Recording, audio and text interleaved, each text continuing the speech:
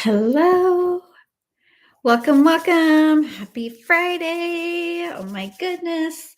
How's it going? Let me just get my lighting set up. I don't know why I'm a little chilly. I'm drinking a shake, but it's freezing in my house for some reason. I don't know what is going on. So, if you are joining live, I know there's one person on here live. Please go in and say hello to me so I know who it is if possible. um Go on the Patreon, go on this post, and then just say hi if you can, and then just say hi if you can, and then just say hi if you can, and then just hold on a second. Say hi if you can, and then just hold on a second. That is so weird. Somehow my Patreon on my computer, I don't know if you guys heard it echoing. That was really strange. So I'm just going to look at it on my phone if you say hi. Okay, so I have that kind of over here. So today, let's dig into the Virgo new moon that's coming up, and that's going to be on Monday. And I'll tell you the exact time. It's going to be Monday, September 1st. And it's going to be, there's so much happening right now. So, yeah.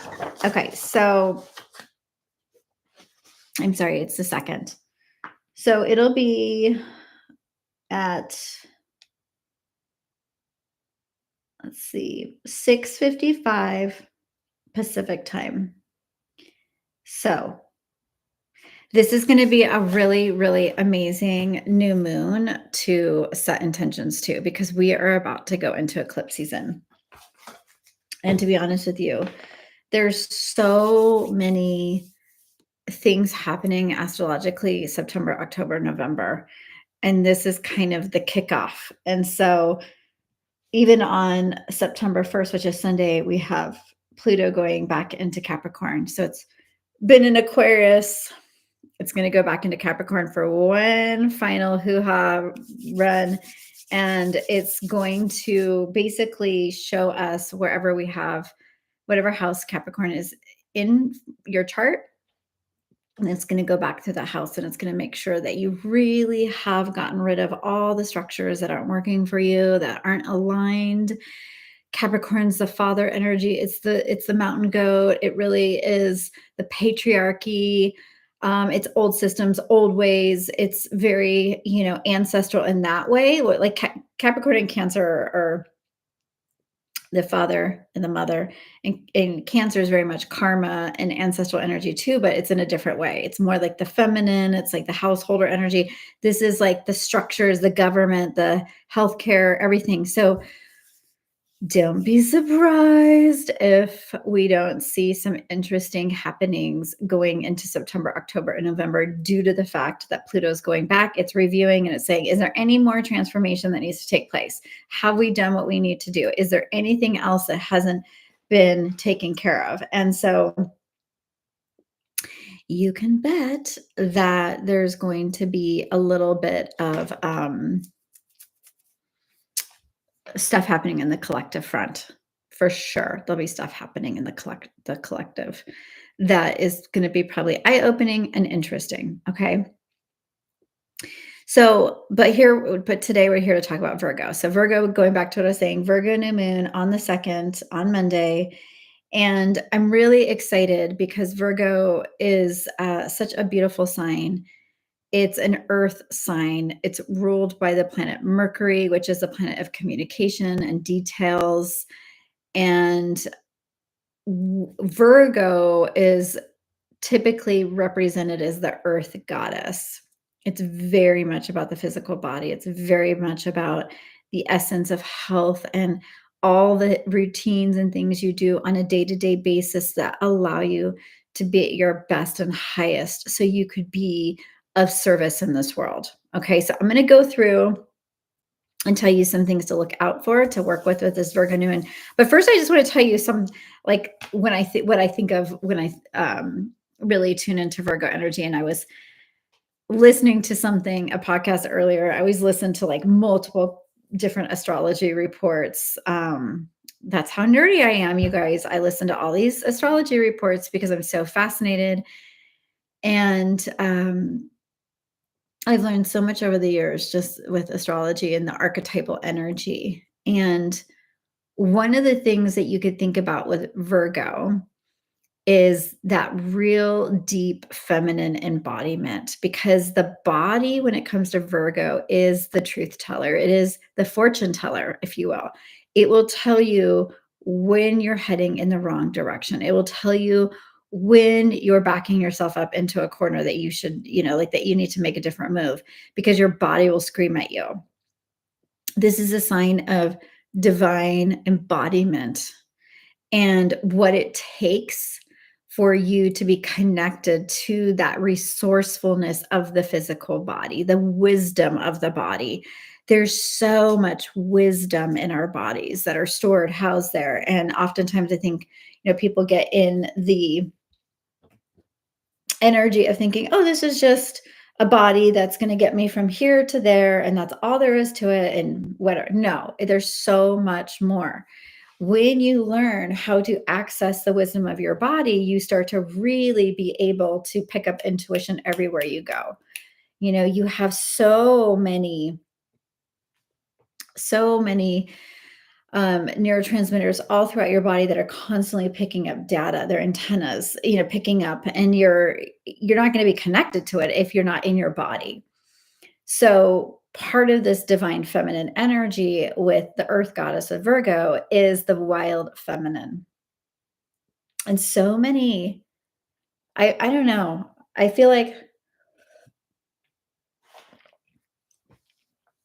it's a rarity that I meet people in their wild feminine. I feel like that's part of my work, is to initiate women more into their wild feminine. And your wild feminine is it's who you are when, I get the vision of a horse. And if a horse was constantly taught to behave and do things a certain way and, run around in just this like stabled area, let's just say, that's what the horse is going to do. But really, the horse, in its true nature, was meant to run and be wild and free. And so are we. But we try and fit ourselves into these little cages and boxes of what we think is right and who we should be and what we were taught and all these things. And so much of our lives is an unbecoming process to become who we really want. And I really would love for you to think about how you're tracking in your life. Are you aligned to that wild feminine essence of who you are? Because the feminine is so magnetic. The feminine is the part of you that can attract in new realities, but not if she's contracted, not if she's feeling dried up and just kind of like, almost like, I get the energy of like a leaf, a leaf that's ready to just like crumble into a million pieces, like a dry leaf. If our energy field, if our vitality is dry like that leaf, we're not going to be manifesting as many things as a woman that's in her passion, in her movement, her flow, in her embodiment, in her magnetism, her feminine radiance. And that feminine radiance comes when you know who you are, when you are authentically living the way that you want to live. And part of what I want you to think about with Virgo is, how do you get attracted back in? How do you, no, not how do you get attracted? How do you get back into your attraction mode where you naturally attract in so much to you because of how you vibrate and how you move through this world? What are the daily things that you can do? How can you organize your life and your schedule so that you can have that time to go within and cultivate that radiance? That is what I want you to focus on as a big part of this Virgo new moon.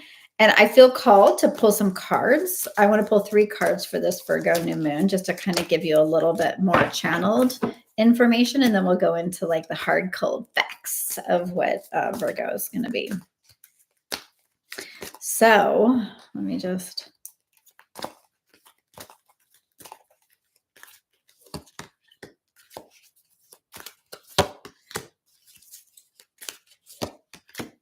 Oh, this is so interesting. This is so, so, so cool.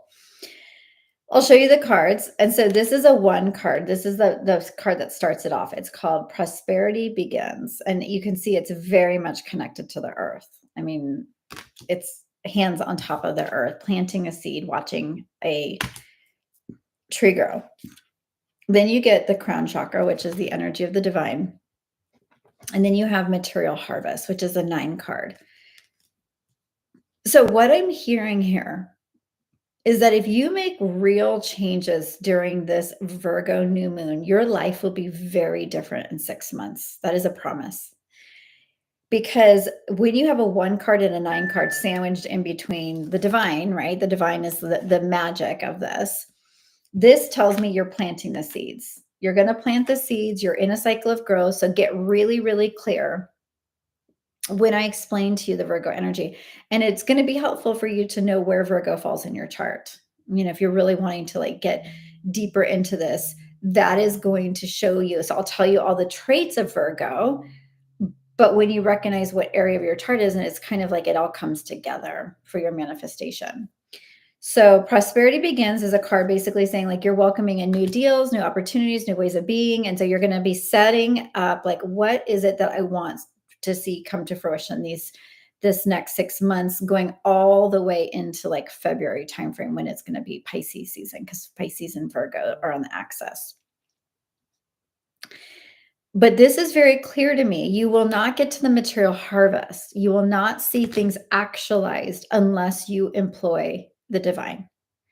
If you think that you're going to figure out how to do it all on your own and that your job is to have a routine that sets you up to create the reality that you want, but not to figure out all the like ins and outs and all the other things. And so I love these cards for this Virgo new moon because it's really saying like, get organized, get excited, plant your seeds, and watch what happens. And this is very much a material card. So it's saying it's almost like you're going to birth new things through your physicality. You may see abundance. So figuring out if you had the best health, if you had all the energy to give to the world, what would you be in service to? And what would you want to see more abundance in your life if you had all the health?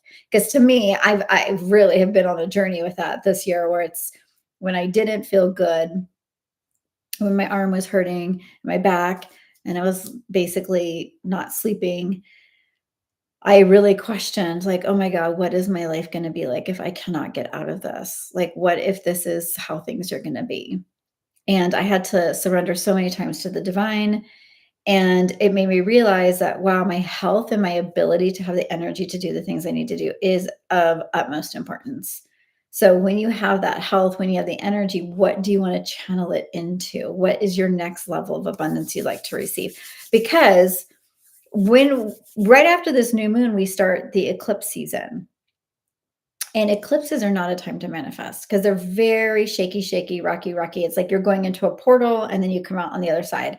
And whatever happens during that wormhole, that portal, it's like it's meant to be, it's meant to happen. So you don't want to be necessarily trying to manifest during that time. That's why this Virgo new moon is so important. Okay, so let me tell you a little bit about this specific new moon. So let me get into my notes. Okay. So Virgo, and I actually wanted to say this before I forget. My daughter is a Virgo. Her birthday is next week on the 4th. And I really see so much Virgo stuff in her. She's a, Virgo sun, and Ricky, my fiance, is a Virgo rising. One of the things I always see in him is his details and practicality. Oh my gosh. I mean, the guy can like put a spreadsheet together. He builds businesses and program. He's so like the way his brain works is so different than mine. But there's very much this details and practicality. And my daughter is very detailed. She's always like, but what I wanted to share with you guys about her and the embodiment, she's really in her body and she's very much the wild feminine. She's got big emotions and then sometimes she's just really quiet. Like I've never seen anybody vacillate so much between emotions as I do my little Samara. She's just wild and free. And it's really challenging as a parent sometimes because she's not someone that there's no controlling her. If I tell her what to do, oftentimes she'll look at me and she goes, no, no. And I'm like, oh, and I'm like, what do I punish her with? Because nothing gets to her. She just doesn't care. So she really challenges me because she's very wild in that way. She's beats to her own drum. She's very much in like she'll follow her emotions. Like that's the feminine, right? And right now she's in kind of like more sometimes even the shadow version of that because when you get a little bit more maturity, you can still be in your wild divine feminine, but you also know there's a time and place. You know, if you're at work, you're not going to be all like emotional with like having breakdowns there. You might like wait till you get home, but whatever. So my daughter has really shown me this energy of allowing herself to feel and move through things and what it's like to be kind of untethered. I swear to God, she's like one of my biggest teachers because I look at her and I'm like, oh my gosh, I can't even imagine. I always wanted to be a good girl when I was little. I always wanted to be a good girl. I always wanted to make sure I was doing the right thing. And my daughter is so funny because I'll say to her, hey, I need you to listen to me. I need you to respect me. And she'll say literally back to me, so would you rather have me listen to you and not listen to myself? And it's really puts me in a conundrum, right? Because it's like, oh, wow. Anyways, that's another class, parenting. But I just wanted to kind of give you an idea when I see the wildness of the feminine, they move with their emotions, they feel, they're very embodied. They let themselves beat to their own drum. Back to, so the first thing about Virgo that I want you to know, details and practicality, health and wellness. So I've already mentioned that. This is definitely about your everyday wellness, the habits that you employ that keep you well. So you might initiate new health routines, make changes to your diet, start an exercise regimen. This is so funny. I'm literally starting a new exercise regimen next week because I can finally go work out. The energy supports detoxification and adopting new habits that improve your well-being. Okay. And then I said, when you're at your highest with Virgo, of course, you're going to help other people because Virgo is very much like the healer archetype, um, giving back, using the abundance to give it to others. So there's a lot of about being in service to others. So you might feel inspired to volunteer, help someone in need, just really acts of kindness. How can you share acts of kindness over these next couple weeks while the Virgo new moon is really at its peak? And then there is a lot of organization and efficiency. You might notice a desire to declutter, to organize your space, streamline your workflow. Like Virgo loves order and efficiency. So setting intentions around creating a more organized and productive environment can be really amazing. And then last but not least, self-improvement. It's really a sign that wants to grow and wants to have that see like real life effort made towards a greater vision. So sometimes you might feel like with the Virgo energy, you want to take on a new skill, improve your current abilities, focus on some personal development things, anything like that to really help support.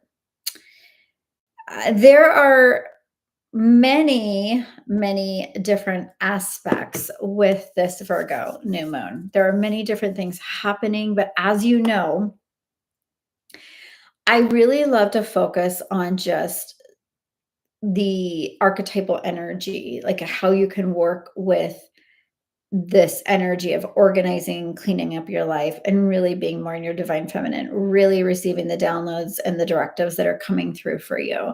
I don't want you to get overly caught up in everything. I did share the Pluto in going back into Capricorn.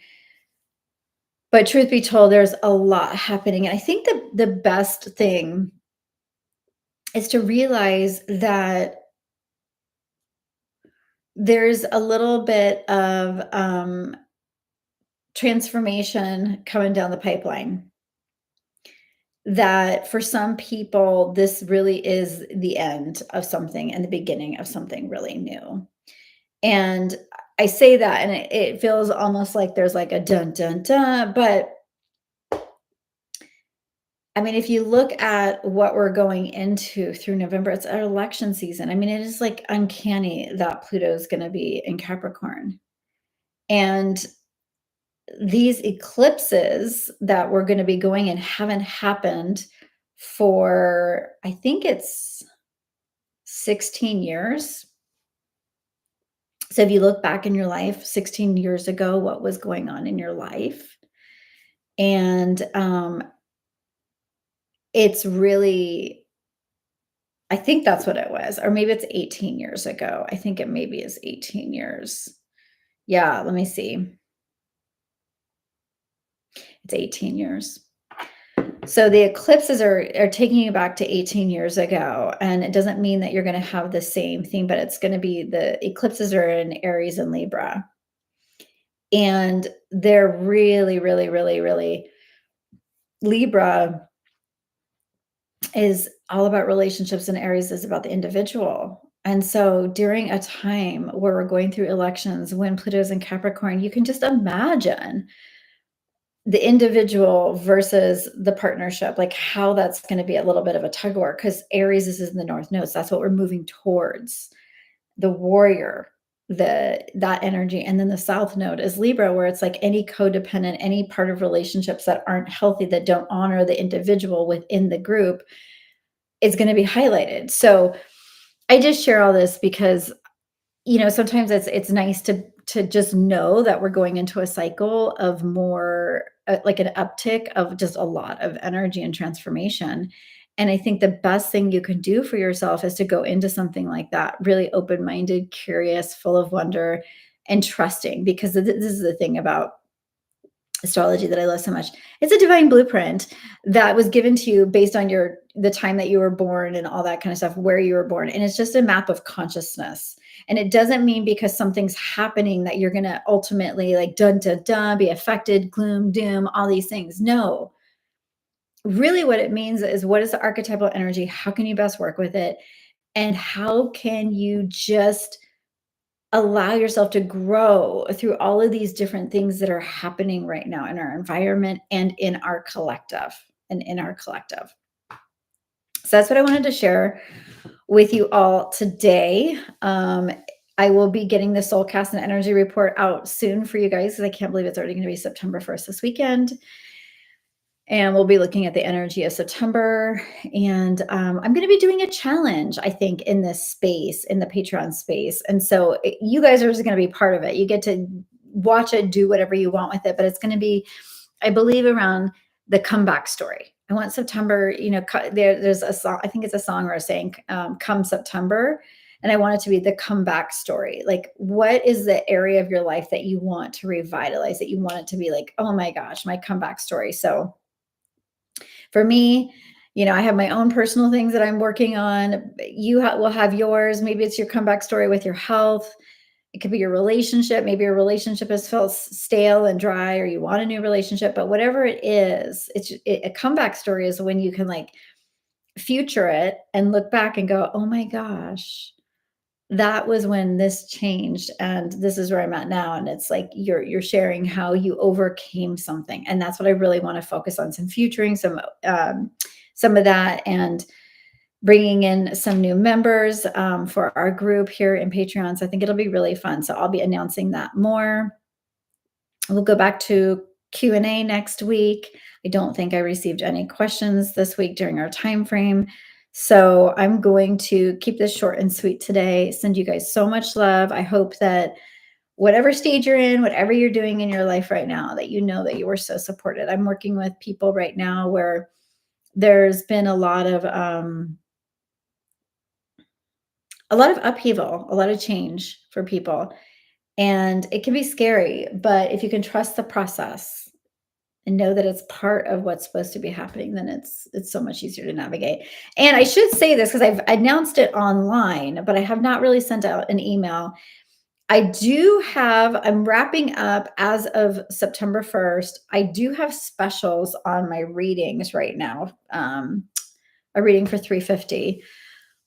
So if you want that link, reach out to me and I'll send it to you. Even if you're listening to this a couple days late, I'd be happy to send it to you. But I don't want to forget you guys, because if that's something that you want, then that's there. But as of September, my prices are going to go back up to their normal pricing. And yeah, I'm actually going to be figuring that out. I'm really been going through, I've shared this with you, but I'm really curious to see, because Capricorn is my workspace, and I already went through so much change, and I'm so curious to see what this kind of next little round is going to bring. But I'm clearer than ever with certain things in my business, and I also have really been toying and playing with the pricing with my sessions, because the economy changing, but also trying to help people where they're at. And it's been an interesting experiment. And I still don't have all the data to know exactly where it's all landing. I do know that that I've done a lot of free things lately in Boise, and I've been putting out a lot of abundance and a lot of energy, and it'll be interesting to see how it all comes back around. But it's been such a valuable lesson for me in so many different ways, and so I'll speak to that some other time. But all that to say, reach out to me if you want to purchase a session for $350 before I get rid of the links. So much love to you guys. I hope you have a beautiful rest of your day, and I'll talk to you soon.